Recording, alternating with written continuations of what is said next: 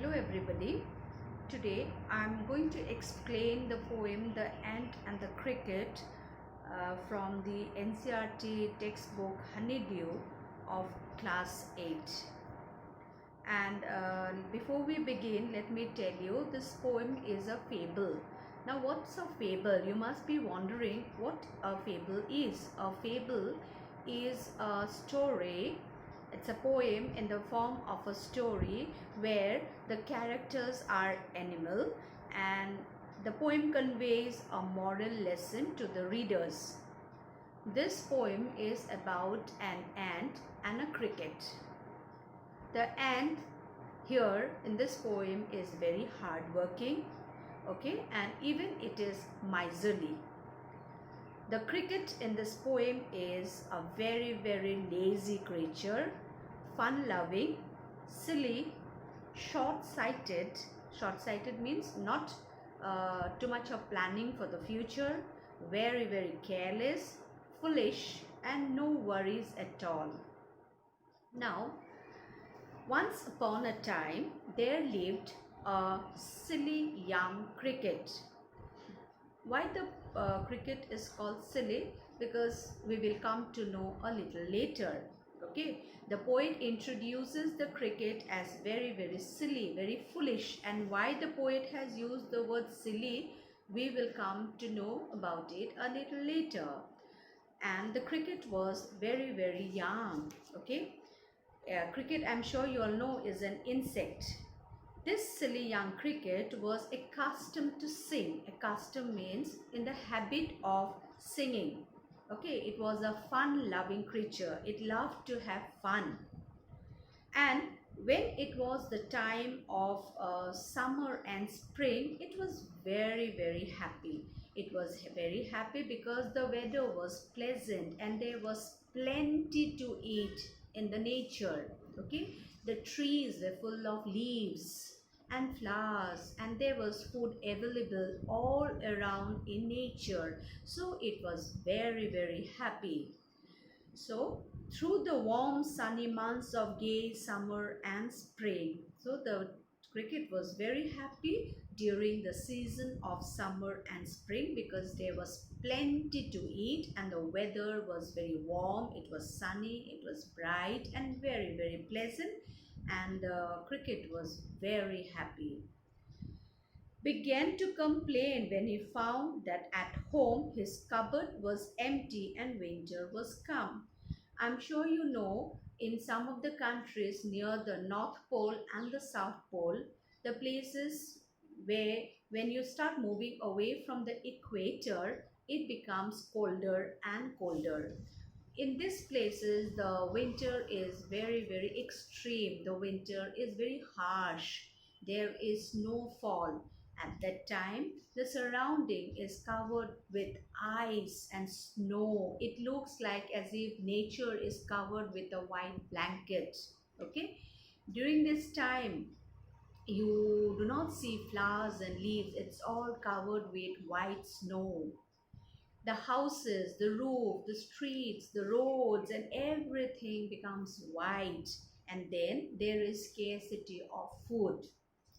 Some animals even go into hibernation to protect themselves from the cold. So when the winter season came and there was scarcity of food and food was not available in nature, the cricket became very worried. It went into its house and started looking and checking at the cupboard. But his cupboard was empty because in summer and spring season when the food was plenty, he did not store food for the winter. He did not plan properly. The cricket did not realize that very soon food is going to become scarce as winter was approaching. The cricket was such a fun-loving creature, very, very, short-sighted. It did not plan anything for the winter. So when winter came, the cricket was in trouble. The cricket did not have any food to eat. It searched the cupboard. He found the cupboard empty and not a crumb to be found on the snow-covered ground. He went out in the outdoor in the cold winter day in search of food, but he did not even find a small piece of bread in the snow covered ground. He even did not see a flower all around in the nature, not even a leaf on a single tree. It was all covered with snow. So the cricket became very, very sad as it was feeling very, very hungry. Then he said to himself, "Oh, what will become," said the cricket, "of me?" That means, what will happen to me now when there is no food available? If I remain hungry like this, very soon I'm going to die. What will happen to me? I cannot arrange for food anyway. There is only, white snow covered ground all around, no food to be found. So at last, by starvation and famine made bold, all dripping with wet and all trembling with cold, away he set off to a miserly end. This ant, as I told you, is very, very hard working. So when food was ample, food was plenty during the summer and the spring season, what the ant did was stored food for the winter, collected food, saved food for the winter. It enjoyed the summer and the spring season, no doubt, but then it also did a little bit of hard work. It knew that winter was knocking at the door. Very soon, winter is going to come and there will be scarcity of food. So, with proper planning, it stored sufficient food to survive throughout the winter. So, the cricket knew about it. The cricket knew that during the summer and the spring season, the ant stored food. So, he got an idea to approach the ant for help. Okay, because the cricket was suffering from starvation. Starvation means extreme hunger, acute hunger, and famine means scarcity of food. The cricket could not find food anywhere around him. So he gathered a little bit of courage and it flew. And when it flew, it became all wet because what was happening? It was snowing outside, so it became wet and it was trembling with cold. And he set off to the miserly end. Miserly means stingy, one who does not like to share anything with anybody. He went to the end, he approached to the end, and he told him to see if to keep him alive he would grant him shelter from rain and a mouthful of grain. He wished only to borrow, he would repay it tomorrow. If not, he must die of starvation and sorrow. So he knocked at the door of the ant and he approached the ant. He knew the ant had sufficient of food stored in the anthill. So the cricket requested the ant that to provide him shelter, otherwise it would die of cold, and also to help him with some food to survive during the winter months, otherwise the cricket would die of starvation. Okay, and he also promised that the next summer and spring season it would collect the food and would definitely return whatever he has borrowed from the end. He would definitely return it next spring and summer. And he also requested the ant to somehow help him with the food and shelter, otherwise he would die of starvation and he would die of sorrow. Sorrow means grief. Then the ant replied and says the ant to the cricket, "I am your servant and friend." Okay, the cricket says that, "Yes, I know cricket." The ant replies, "I know cricket. I am your friend and I am also your servant, because if you wish, you can even eat me, because you are an insect and I am a tiny creature. I am an ant. You can even eat me. So I am your servant and friend. But we follow one principle. we follow one principle, and that is we ants never borrow, we ants never lend. That means we do not take things from others, and we also do not give things to others. But tell me, dear cricket, did you lay nothing by when the winter was warm?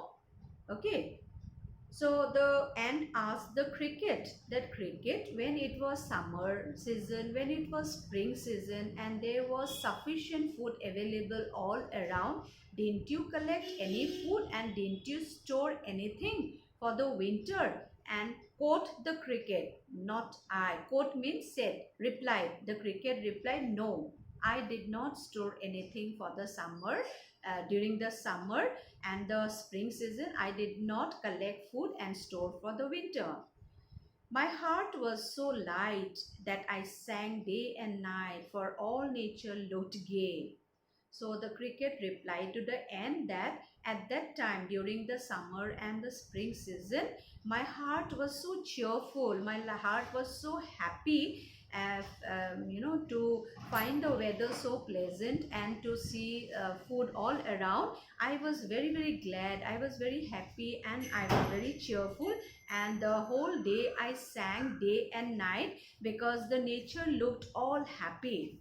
So the ant told the cricket that, you sang, sir, you say. Go then, says the ant, and dance the winter away. So the ant told the cricket that during the summer and the spring season you sang. Sang here means you had a pleasant time. You enjoyed, you were cheerful, you were happy. Okay, here sang means that the cricket was very cheerful during the summer and the springtime, that in his cheerfulness he even forgot to store food for the winter. So the ant tells the cricket that, now dance the winter away. So here by the word dance, the poet doesn't mean to say that the cricket should go and do any kind of disco or hip hop or any kind of dance. Here the word dance means that since the cricket did not collect food and store food for the winter, the cricket should face the consequences of its actions. What action? Action of not storing food, action of not saving food and storing food for the winter. In spite of knowing that winter was knocking at the door, in winter food will be scarce, food will be, there will be scarcity of food, it did not do anything for the future. So the ant tells the cricket to face the consequences of its actions. Thus ending, he hastily lifted the wicket and out of the door turned the poor little cricket. And the ant told the cricket to leave the place, and the cricket left the place because the ant did not help him, did not provide him any food, did not lend him any food. Although the cricket begged him for food and shelter, even promised him to return the food when it was the time of summer and spring next season. So the last two lines is a comment, personal comment of the poet, where the poet says that folks call this a fable. Okay, so that means many people call this, folk means people, people call this a fable. A fable means a short story where animals are the characters with a moral lesson. So many people call this a fable, and I also guarantee and justify it is true. The poet is giving his personal comment here. I will warrant it's true. I will warrant means I even agree that it is true what some people have to say. What some people have to say, and what the poet agrees is, some crickets have 4 legs and some have 2. So the last line makes a lot of sense. The last line is very, very meaningful. And the last line means here that crickets have 4 legs. The insect cricket have 4 legs and some have 2. Who are these 2 here? The poet and the other people referring to are referring to the human beings. Human beings have 2 legs. So what the folks and what the poet agreed to is that there are some people in this world, 2-leg people. 2-leg people means the human who are in our society, who are there among us, who are very, very lazy, who are very foolish, who are very silly, and who have no worries and are not prepared for the future. And this kind of people do not deserve any sympathy from us. So it's a lesson which the poet wants to convey to its readers, that it is always very important to do hard work, to be do proper planning for the future, and also not to be too careless and foolish, because that might lead us to trouble in the future. Okay.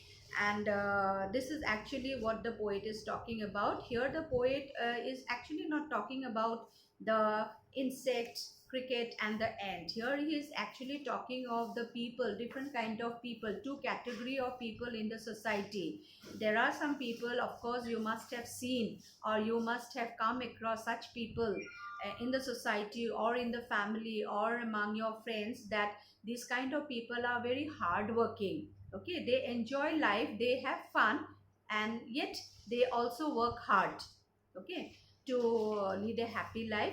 And there are also one category of people in the society who are dependent on others, who are lazy, who just kill their time, spend their time leisurely, or just having fun, and who are very careless, who have no worries for the future. So when future comes, they are not prepared to face the future, then they fall into trouble. So these are the two kind of people that we find in the society. This is actually what the poet wants to tell us through this poem, that be like the ant and not the cricket. Because if you are like the cricket, then you must also be prepared to face the consequences of your action. Okay, you must be hard working, only then you can have a safe future, you can have a secure future, and you can lead a happy life. The moral which we learn from this poem is that if we enjoy today, then we will surely suffer tomorrow. It's not that if you enjoy you will suffer, but then along with enjoyment you must also do hard work. Work and play must go hand in hand. It should not be an imbalance of only play and no work. So it should be a balance of both play and hard work, because we must be ready for good as well as bad times. Okay, we must be mentally, physically, emotionally prepared for good as well as bad times, because we do not know what is in store for us in our destiny. So we must be prepared for both the good and the bad times. We should no doubt have happy moments, but we should not also ignore our future. Careful planning is very, very essential for everyone, as it ensures a secure future. Okay, we must be prepared for the adverse times and always work hard instead of being negligent. The poem talks about the virtue of hard work. Okay, we must save for the future, and we must not be foolish to just enjoy the present. We must also be foresighted and make proper future plans, so that we have a safe and secure future. Fine. So this is what the poem is about. It has got a very, very important moral lesson. The poem conveys a very, very powerful message to all of us, which we must try to follow, and we must also try to implement in our day-to-day life. I'm sure you have understood the poem. If you have any doubt regarding the poem, you can text me, and I will definitely try to clear your doubts. So that's all for today. Have a great day.